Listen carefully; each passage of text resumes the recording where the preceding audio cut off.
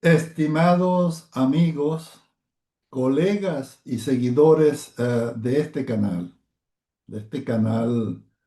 petrolero, en este momento quiero dar mi punto de vista acerca de un conversatorio que tuve en el número 66 de nuestros videos hace unas 3 semanas, en el cual invité a un especialista de muy altos méritos y de muy alta experiencia, como el doctor Evanán Romero.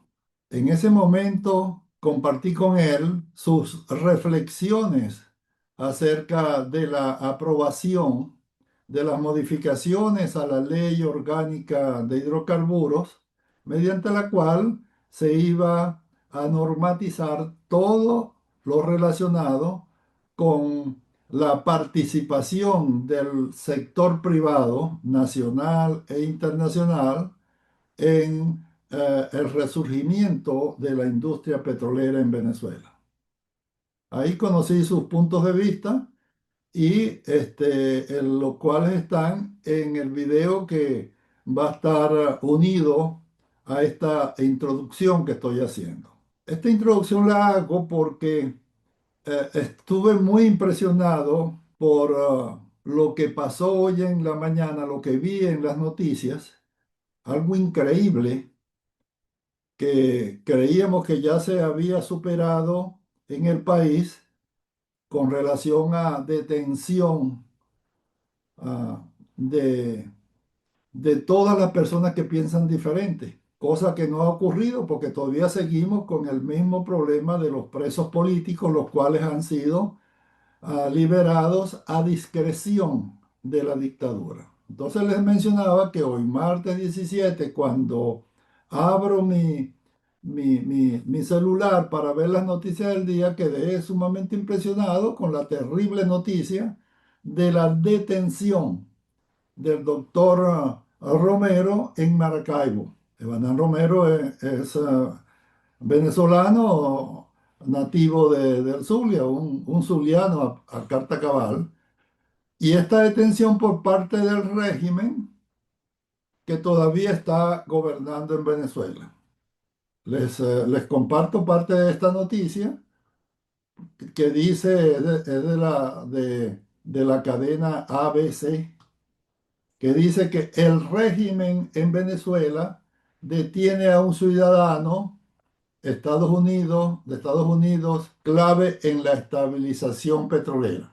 Aclaro que es un hombre con nacionalidad venezolano-americano, Evanán Romero. Evanán es asesor involucrado en contactos con Repsol y otras petroleras para reactivar la faja del Orinoco, y fue arrestado sin cargos claros en Maracaibo, mientras que el gobierno de los Estados Unidos, la Casa Blanca, impulsa inversiones energéticas tras la captura de Maduro.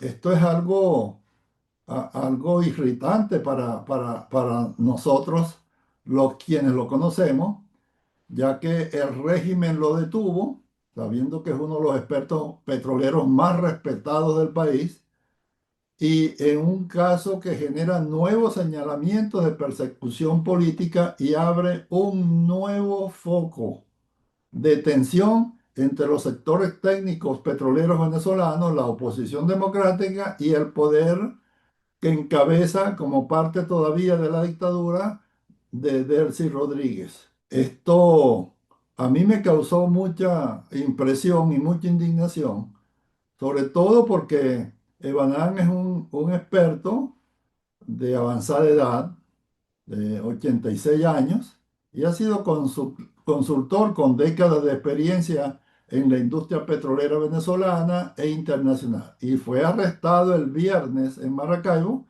cuando intentaba viajar a Caracas para cumplir una agenda de reuniones con empresas petroleras internacionales. Entonces, uno lo que se pregunta es, oye, qué desgracia tan grande sigue sucediendo en nuestro país. Y muchos nos preguntamos, muchos de los venezolanos nos preguntamos, ¿hasta cuándo esta desgracia? ¿Hasta cuándo va a seguir los abusos por parte de esta dictadura? ¿Hasta cuándo tanta humillación? Y eso es lo que se pregunta o nos preguntamos nosotros los venezolanos, los que están allá y los que estamos en el exilio.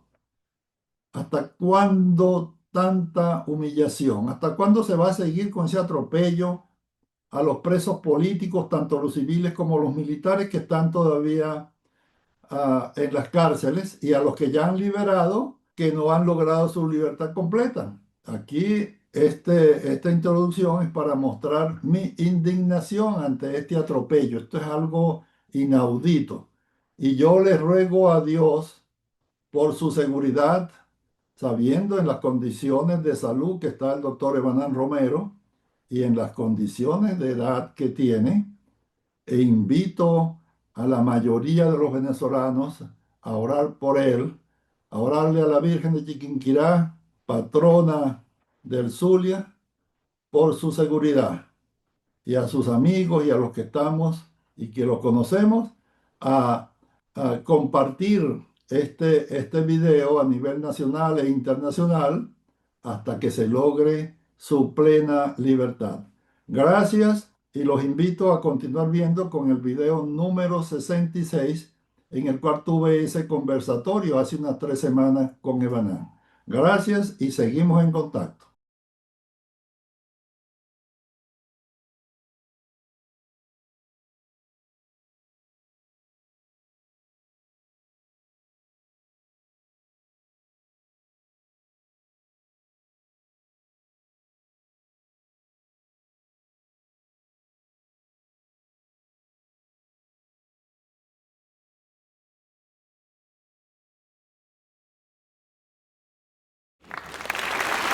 Estimados seguidores de este canal relacionado con los aspectos petroleros, en especial aquellos aspectos técnicos que hemos discutido y presentado en videos a lo largo de los 65 videos que hemos elaborado en este canal de Julián Salazar Velázquez Oil and Gas. Y en esta oportunidad, entrevista, conversatorio con Evanán Romero, vamos a hablar sobre un tema de política petrolera que está prácticamente sobre el tapete, es decir, acerca de las reflexiones sobre la reforma a la Ley Orgánica de Hidrocarburos, recientemente aprobada en primera discusión para permitir que haya la participación privada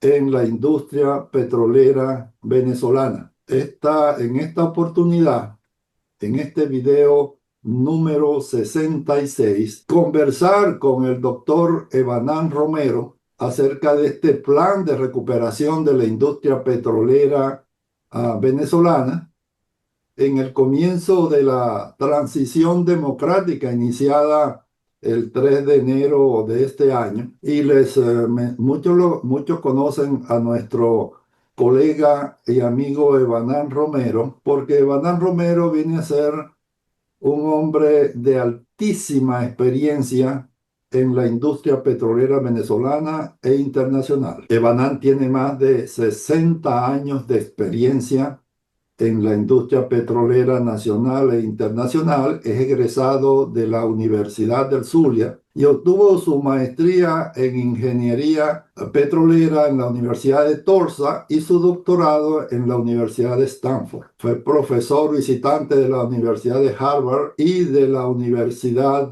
de Stanford. Fue profesor también visitante de la Universidad de Texas y fue presidente de INTEBEP. En muchas oportunidades ocupó la posición de viceministro de Energía y Minas y responsable de la apertura petrolera que se efectuó en la PDVSA Azul entre los años 1966 y 96, y 98. Fue miembro de la junta directiva de la PDVSA Azul y actualmente se desempeña como consultor petrolero internacional.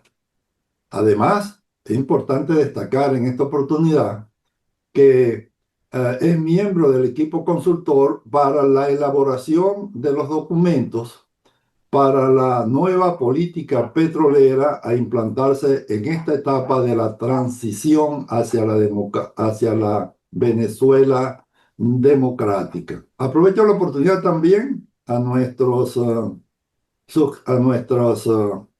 oyentes y videntes para suscribirse a nuestro canal, darle like y emitir comentarios, porque eso nos ayuda mucho a la divulgación de esta actividad que tendremos hoy. Entonces, Evanán, compártenos tus reflexiones sobre la situación actual, la cual contó con el apoyo del liderazgo de Estados Unidos y que ya se está dando su avance con esta primera discusión en la cual se aprobó la reforma a la ley orgánica de hidrocarburos. ¿Cuáles son, cómo ves esta situación y cuáles serían los beneficios para el país? Bueno, muy bien. Gracias, Julián, por una nueva invitación. Creo que fui de los primeros que invitaste cuando arrancaste pues con estos videos muy educativos, muy provechosos para el sector petrolero, hace creo que ya un par de años. Entonces estoy muy complacido de estar de vuelta y poder hacer como un resumen o una especie de panorámica de qué hemos logrado en estos 2 años que estuve acá conversando contigo.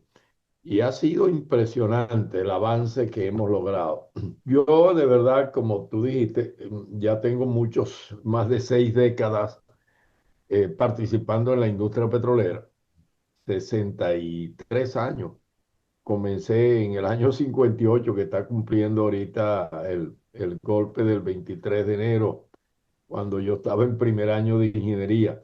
Entonces hemos estado presenciando y participando después activamente en muchos acontecimientos históricos del país y obvio en la parte de la actividad petrolera que siempre ha sido central y medular. Eh, o sea, ahora no es porque solamente ya llevo avanzado en la octava década de mi vida, que obviamente le doy gracias al Todopoderoso y a la naturaleza por ese paquete genético, pero no es más nada que eso, sino el haberme mantenido bien atareado, bien ocupado. Nunca he disfrutado de jubilaciones ni de vacaciones como tal, eh, que ya lo merece uno en sus años de final del ciclo biológico, porque ha sido una pasión enorme en relación a la industria petrolera, donde ingresé en la Universidad del Zulia y me gradué con un grupo de compañeros talentosos. Creo que fue el primer grupo no grande de venezolanos que ingresamos a aquella industria privada, en el caso nuestro, en la compañía Shell. Y bueno, nos tocó pues desenvolvernos en esa época y comenzamos a ver los temas de la época. Eran más que todo la participación del personal de ingeniería venezolano, porque estamos llegando unos grupitos muy escasos, pero los temas eran la venezolanización de la ingeniería. Y ahí entramos 6 nuevos egresados. Aquello fue un shock en aquella compañía donde en los pasillos se hablaba alemán, holandés e inglés, ¿no? Y entramos este grupo. Y bueno, hay muy buenos recuerdos, pero había que pasar por esos años formativos. Después me tocó eh, trabajar con una empresa en el lago de Maracaibo, en todas sus operaciones, otra multinacional, y después me fui a la universidad, pues, en fin, todas estas cosas y los posgrados y la formación. Y luego el gran reto, que me disculpan, pues esta parte biográfica, que fue el más grande que yo tuve y que he tenido inclusive, que es la formación de un apoyo tecnológico propio. Era una gran aspiración, un gran reto y me llamó el rector de la Universidad del Zulia, donde yo era profesor haciendo el posgrado en Stanford, me dijo, véngase, que usted es el representante nuestro y del CNU a organizar esto. Bueno, eso nos llevó a la nacionalización de la industria y a la creación de este ente, donde el primero que tuvo en nómina fui yo, y lo digo porque el rector de la Universidad del Zulia se peleó conmigo porque no influí en mover el Internet a Cabima. Él quería que fuera el Zulia y específicamente a Cabima.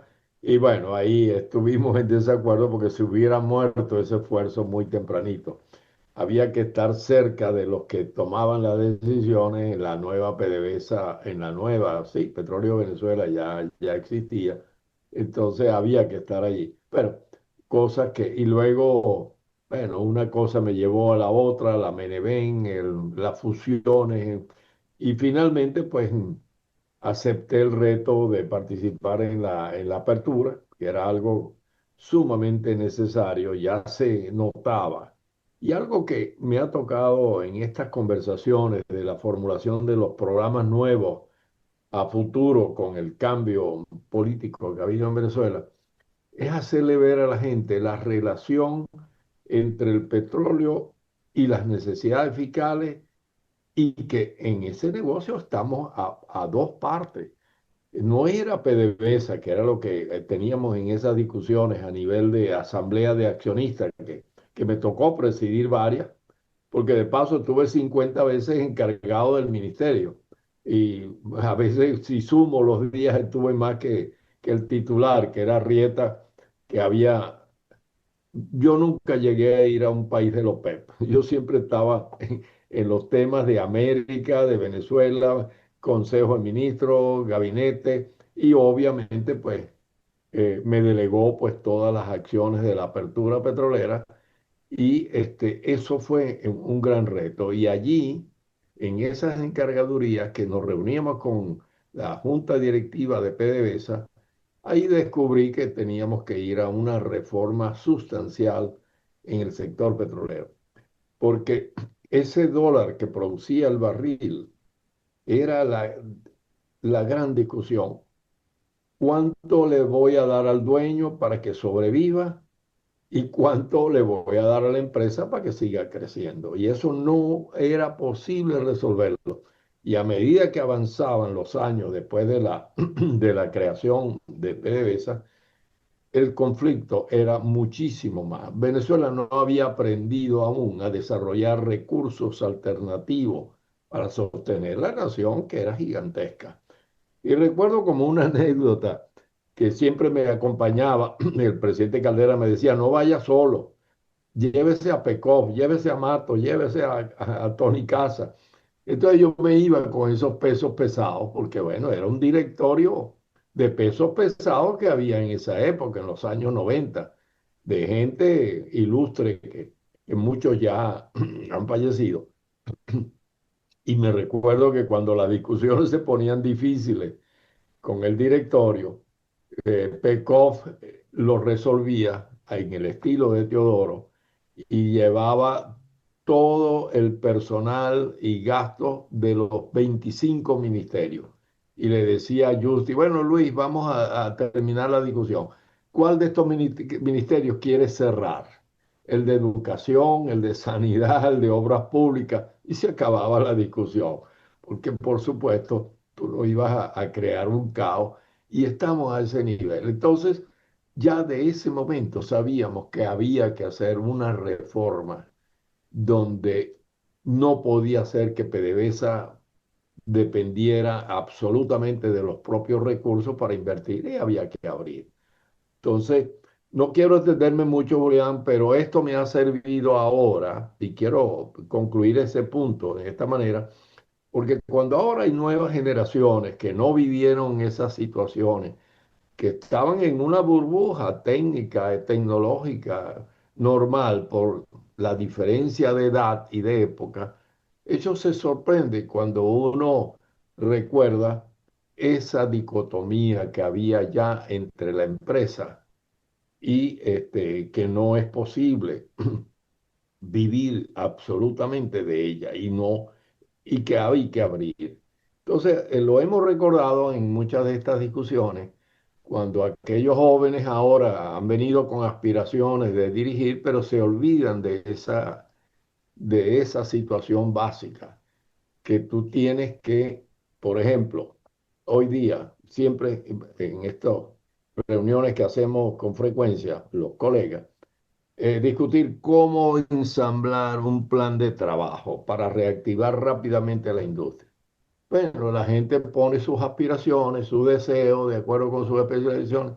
Y yo soy uno que le digo, tiene que poner una columna al lado. Yo voy a desarrollar Norte Monaga, Zulia, Barina, La Faja, y una columna al lado que diga para cuándo y cuánto dinero va a aportar. Sin eso no hace ningún sentido. Porque la líder y que conoce, porque hemos trabajado 8 años juntos y todos los grupos de trabajo, ya tiene recopiladas las necesidades y son, pero abismales, las necesidades y las miserias que nos ha deparado estos 27 años. Entonces, está muy claro, yo necesito mínimo 120 millones de dólares de aporte fiscal todos los días. Uno empieza a ver las cuentas de hoy que maneja la señora presidenta encargada de hace rato, no permite ver cuánto es el aporte, pero uno calcula que es como 25 millones de dólares día.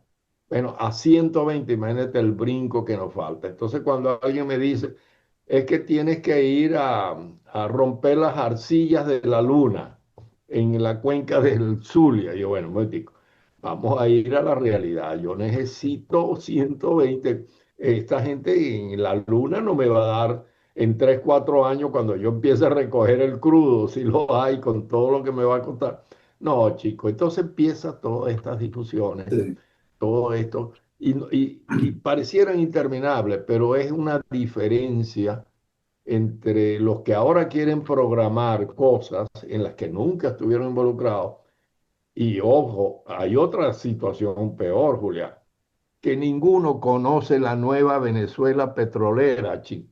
¿Cómo vas a planificar algo? La faja se desarrolló del 2001 para adelante y ellos estaban fuera del país por muchas razones. Entonces, bueno, ahí entraremos en muchas de estas sí. particularidades. Bueno, como te mencioné en el inicio de de este conversatorio, vamos a darle oportunidad a nuestras reflexiones acerca de esta aprobación que ya se dio en Ok, una primera discusión y falta, estimo yo, que los detalles, pero hablemos acerca de la apertura de espacio para la inversión privada, que es lo que me da esta modificación de la ley orgánica. Se va a dar apoyo al sector privado en vez de ponerle barreras. Vamos a tener regalías más flexibles para que pueda haber competitividad a nivel internacional y puedan venir las empresas a Venezuela y menores impuestos de extracción y menores regalías. Esto en esta etapa de implantación, en esta transición de la nueva política petrolera, quisiera que compartieras con todos nuestros seguidores cómo ves esa reflexión en cuanto a esta modificación, que es lo que va a servir de soporte para que se le dé apoyo, apertura a la inversión privada. bueno, en primer lugar, Julián, la veo 27 años retrasada. Y cuando yo le pongo 27 años retrasada, el de tener a mayor apertura al sector privado, que íbamos encaminados hacia allá, porque cuando sucedió el accidente histórico gravísimo del chavismo en la historia venezolana, 27 años que cuando uno suma los resultados y las consecuencias de esos errores gravísimos de 27 años, yo he estado siempre persiguiendo cuál es, yo soy bastante cuantitativo, cuánto es verdad el monto en recursos, en dinero. Por ahí me he conseguido muchas veces una cifra que me da 2,7 por 10 exponencial 12 dólares. En inglés son los trillones americanos. En la parte métrica que uno maneja, bueno, pero son 10 exponencial 12 el monto de lo que se robaron, lo que sustrajeron, lo que destruyeron, las oportunidades que se desaparecieron, se evaporaron. Eso por un lado, pero eso sumado al dolor humano de niñez abandonada, de dos, tres generaciones frustradas, de muerte de muchos de nuestros compañeros en la industria, en el ministerio, que se fueron con 300.000 bolívares de una pensión que luego se volvió agua. No tiene comparación. Entonces, estamos sumamente retrasados, que ahora el gobierno, por una relación inmensa, fuerte, muy necesaria del gobierno americano, impone una agenda y le dice a estos mismos señores que han tenido oportunidades de mejorar toda esta legislación a lo largo de todos estos años, pero nadie se atrevía por conchupancia, por todo lo que hemos presenciado. Ahora lo están haciendo y en el día jueves se reúnen y en primera instancia le dan aprobación a este proyecto de modificación de la ley. Oye, no puedo sentir sino felicidad extrema. Esto, vamos a ver ahora que ya muchos van a indicar pues su trayectoria pasada cuando empiecen a ver todos los artículos donde, bueno, sencillamente hay que abrirse al capital privado, no hay de otra. O enterramos al país y los países no se entierran, o abrimos a la inversión privada. Y hay que ver, uno desde la posición y la ubicación que tengo ahora en el corazón petrolero prácticamente del mundo, como es Texas. Oye, lo que ha significado eso, la cantidad de llamadas de gente, emails e invitaciones, no tiene nombre. Venezuela sigue siendo el polo más importante de atracción en el mundo occidental.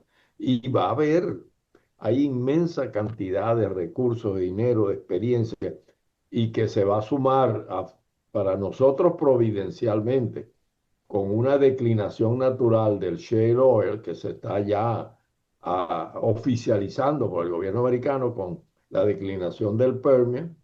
Oye, toda esa capacidad tecnológica, fabricación de inversiones, todo eso se va a poner al servicio de la recuperación de Venezuela.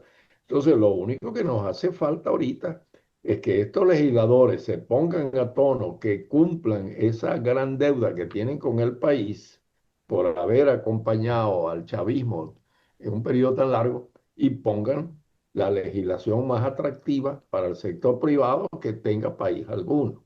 Eso es lo que yo espero, aspiro y espero que se suceda en una forma rápida. No más de 1 o 2 semanas no debiera tomar la discusión ahora artículo por artículo y que no se olviden que Venezuela sigue siendo el país más atractivo por el recurso que tiene de bajo riesgo, de abundante disponibilidad. Existen unas que otras cosas de factores que se van a resolver, como el diluyente, la faja y tal, pero que con este aporte que viene al poner en condiciones competitivas a nuestra legislación, va a ser infinitas las posibilidades. Así que yo estoy muy optimista, Julián, y no tengo por qué no estarlo. De verdad Sí, que se apunta como una gran oportunidad. sí, en ese aspecto también soy optimista y veo que es un paso más para que pueda cumplirse con eso, ya romper con esa base de ese modelo que se instauró hace 27 años por la dictadura y elimina la obligación de estar asociándose con PDVSA en forma mayoritaria y flexibiliza las regalías y habilita también el arbitraje internacional, de tal manera que este es un primer paso en esta etapa de transición hasta llegar a la parte final, que es que se instaure la democracia plena con todo su poder, de tal manera que María Corina Machado y Edmundo González y una elección como se está proponiendo permita que para que el inversionista venga, porque ya muchos han dicho yo no voy mientras no haya las bases legales que garanticen que no va a haber nuevas tropelías contra las inversiones. Entonces, eso sí lo veo optimista porque eso va paso a paso y los líderes internacionales que están actuando en este caso el presidente Donald Trump y su líder principal en este aspecto, que es Marco Rubio, están claros hacia dónde debemos ir. Entonces, creo que también hay muchas oportunidades. Yo considero también que hay muchos venezolanos y analistas internacionales que dicen que esto va por mal camino porque están metidos los mismos de la dictadura, pero vean ya cómo cambió. Esos mismos de la dictadura que están en la Asamblea Nacional, que son recalcitrantes, todos levantaron su mano en primera instancia para aprobar esa ley. Entonces sí lo veo como algo positivo y veo positivo también que vamos hacia la democracia plena, hacia la libertad, que es la base fundamental para que haya prosperidad. Tú sabes que hay muchos petroleros y analistas petroleros que consideran una de sus opciones es recuperar a PDVSA, pero ya tú lo has dicho en otra oportunidad y muchos otros a quien han pasado por este canal han dicho que PDVSA como empresa es irrecuperable porque su endeudamiento y sus estructuras ya no lo permiten. Y por otra parte, tenemos que ir hacia un Estado liberal, un Estado donde se limite a sus actividades principales y no a fungir como un empresario más en actividades económicas como petróleo, minería, agricultura, turismo, todas esas cosas donde se llenó el gobierno anterior metiéndose en actividades mega económicas como la industria petrolera y hasta en actividades pequeñas como montando restaurancitos de elaboración de arepas y todas esas cosas. Entonces, qué nos puedes compartir Mira, en estas reflexiones sobre hacia dónde debemos ir? Todavía yo digo que hay que tener cuidado porque esto puede influir en las decisiones que se tomen sobre o ir a salvar a PDVSA y crear una megaestructura como estaba antes, o toda la actividad dedicarla hacia la apertura hacia el sector privado. mira, Julián, yo he estado metido en mucha de esa discusión, pero te juro que desde el 9 de enero ya para mí ese es un issue, un tema absolutamente cerrado. Qué ¿Qué bueno. pasó el 9 de enero? Que no había pasado desde el año 18, todavía, o mucho más atrás, ese, ese tema, como tú lo reflejaste, de que había que volver a la PDVSA, que sin PDVSA no se puede reactivar y que, bueno, todos esos sueños. Pero el 9 de enero, cuando se reunieron los 19 ejecutivos petroleros del mundo, europeos y norteamericanos, creo que hubo por ahí un japonés, entonces allí se le puso punto final a esa discusión. Las Sí, empresas dijeron, no queremos asociarnos con empresas del Estado. Queremos una licencia, un contrato, cualquier figura de production sharing, de compartir de ganas, pero directos con el gobierno. Y no quiero tener que cargar con una empresa que no tiene recursos, que está sumamente endeudada, que no tiene nada que aportar al negocio que lo que me va es a controlar y a retroceder y no quiero este factor de vida. Entonces, allí se puso y ahí hubo el INRI, ahí se acabó la discusión. Para mí se acabó ya, yo no quiero discutir más de que si hay un grupo de soñadores, de muchachones que quisieron ser directores y que las circunstancias de la locura de Chávez se lo impidió, bueno, eso pasa en los libros de historia, pero no puede ser un factor. Entonces, ya nos economizó eso, ya la agenda, por lo menos en lo que a mí refiere en estas comisiones, es a reunirme con las empresas que van, señores, esto sí lo vemos importante porque te consultan qué le parece esto, lo que sea, es aportar a los planes de trabajo, pero ya no más discutir de que si PDVSA va a tomar el campo tal o va a ser el factor que hay que convencer. No, no, no. Ese tema murió. Eso Eso es se un... acabó, se acabó. Qué bueno, es una excelente noticia que compartimos hoy.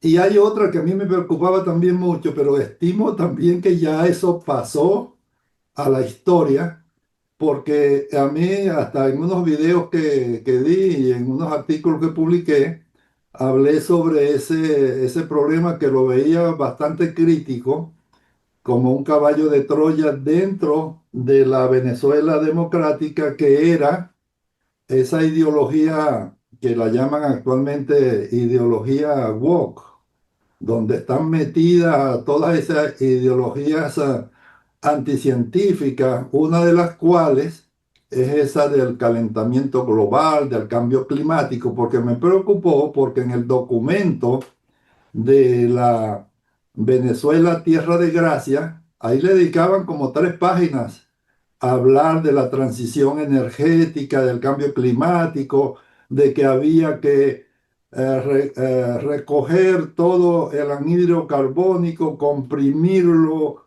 inyectarlo y meterlo en los yacimientos, porque eso causaba cambio climático. Entonces, menos mal que el gobierno de los Estados Unidos, bajo el liderazgo de Donald Trump, acabó con eso, se salió de esos congresos de cambio climático que estaban desde aquel de Tokio, del Acuerdo de París, y ya eso será como parte de la historia. Están hablando de la transición energética y de la energía derivada de los molinos de viento.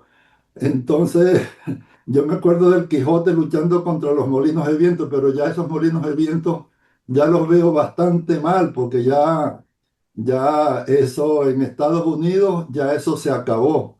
Eso va para abajo. Y en esta última convención de Davos en Suiza, ya la gente ni habla del cambio climático, ya no hablan de esas cosas, porque antes era 100% dedicado a eso, y en una conferencia que hablé sobre los grandes peligros que confronta la industria petrolera estaba eso, el cambio climático y el antifracking.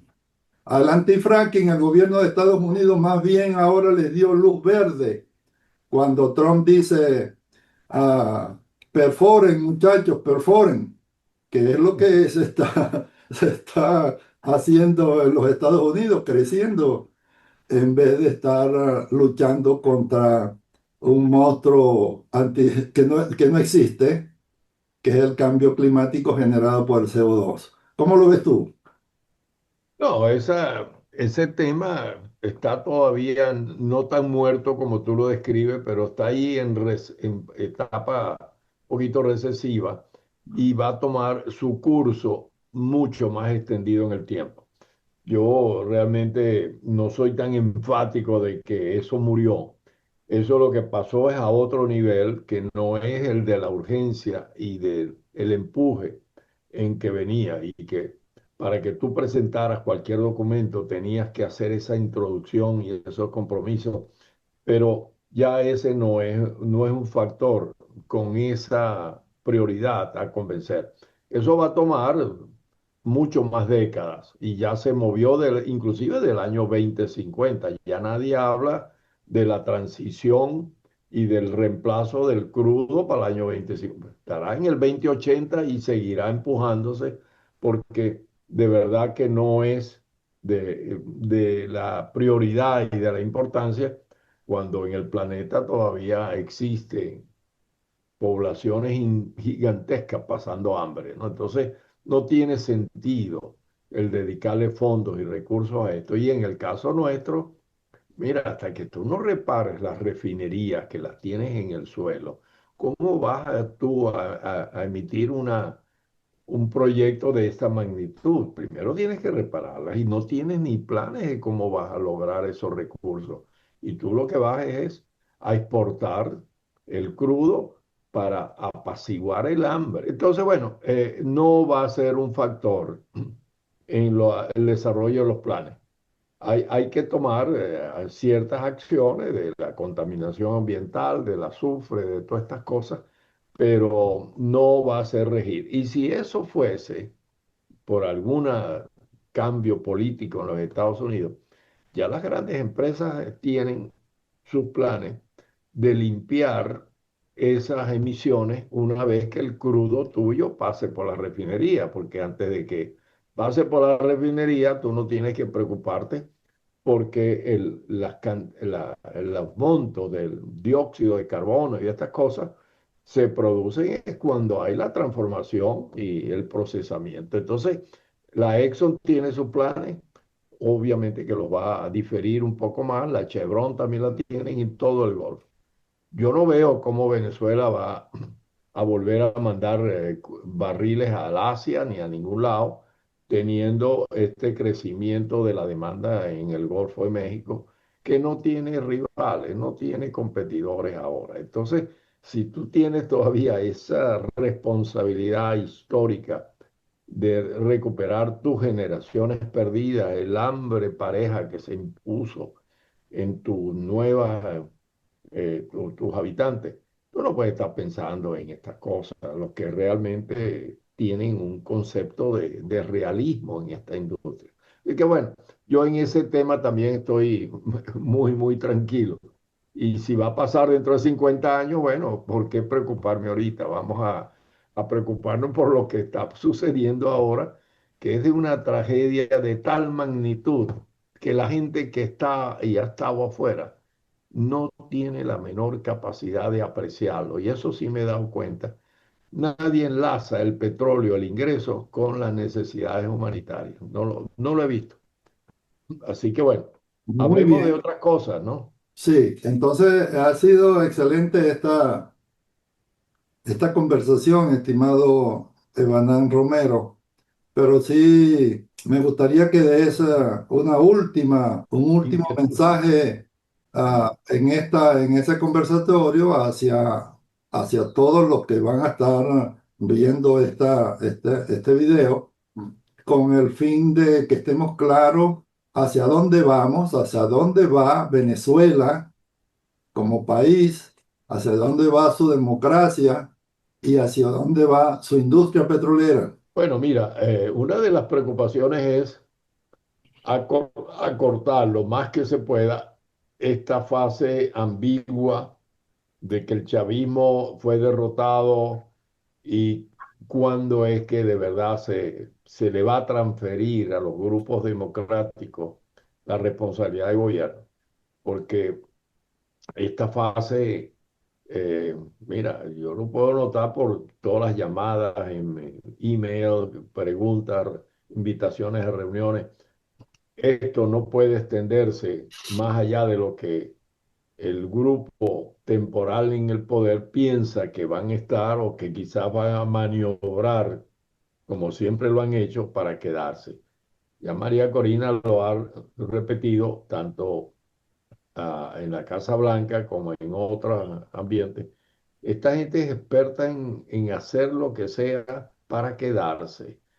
Hay que estar ojo avisor. Estos están buscando no entregar esto, sino permanecer. Entonces, hay que poner toda la presión para que esta transición sea lo más corta posible. Ellos tienen una experiencia gigantesca en esto, en diferir. Ella habló de 17 oportunidades de engaño y quedaban paraditos todavía con más poder. Esto lo están planeando, esto hay que tomar esas decisiones y el único que las va a tomar, y siempre lo ha hecho, es el presidente Trump. No podemos diferir más esto y no acercarnos a noviembre de las elecciones. Hay que hacerlo desde ahora, en los próximos 2 meses. Yo no le daría más para esta transferencia real a los grupos democráticos. Esa es mi única preocupación. Bueno, no única, pero la más importante. Gracias, Evanán. Gracias por esta excelente conversación que hemos tenido, que aclara muchas cosas, porque todavía existe mucha gente que cree que esta gente se va a quedar en el poder y eso es parte del plan de la transición. Y el plan de la transición implica también lo que hemos conversado acerca de la recuperación de la industria petrolera. Muchas gracias y les doy este último mensaje a nuestros seguidores para que en efecto se suscriban a nuestro canal, le den like a este conversatorio tan interesante y tan de actualidad y podamos así seguir avanzando en la meta que tengo, la misión de compartir conocimientos tanto en la parte técnica como en la parte gerencial y en esta última etapa de política petrolera. Gracias, gracias, Evanán. Excelente. Gracias por la invitación. Un Y placer gracias a estar en ustedes que han estado con nosotros en este canal. Gracias.